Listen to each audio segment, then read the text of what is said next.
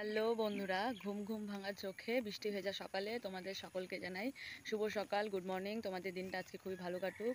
তো অনেক দিন ধরে টানা রৌদ্রের জন্য আর ভালো লাগছিল না, প্রচণ্ড গরমও ছিল রৌদ্রের জন্য, তো আর ভালো লাগছিল না। তো কালকে রাত্রের থেকে বৃষ্টি হওয়ার জন্য এখন অনেকটাই আরামে আছি। আর বৃষ্টি উপভোগ করার জন্য আমি সকাল সকাল রাস্তার সামনে একটু বেরিয়ে এসেছি ছাতা নিয়ে। এখন আমি বৃষ্টি উপভোগ করছি, বাইরে বৃষ্টি হচ্ছে আর আমি ছাতা নিয়ে এখন এখানে ভিডিও করছি। তোমাদের ওখানে কার কার ওখানে বৃষ্টি হচ্ছে তোমরা একটু বলো কমেন্টে। আর দেখো বন্ধুরা, ছোটোবেলায় আমরা এগুলো নিয়ে খুবই খেলতাম।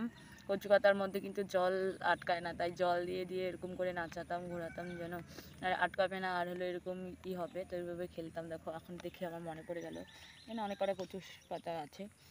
দেখো বৃষ্টি ভেজা ফুল, ফুল গাছগুলো খুবই ভালো লাগছে দেখতে। অনেকদিন টানা রৌদ্রের জন্য এরাও একটু জলের হাহাকারে ভুগছিল, তো এখন জল পেয়ে গেছে। কালকে রাতের থেকে প্রচণ্ড বৃষ্টি হয়েছে, ওদের জল পরিপূর্ণ হয়ে গেছে।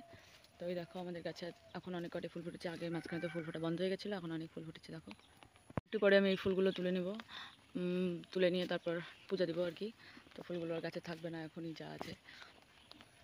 এখন আমি বাড়িতে গিয়ে তারপর হাত মুখ ধুয়ে তারপর ফুল তুলে তারপরে স্নান করে পূজা দেবো, তারপর দোকানে যাবো।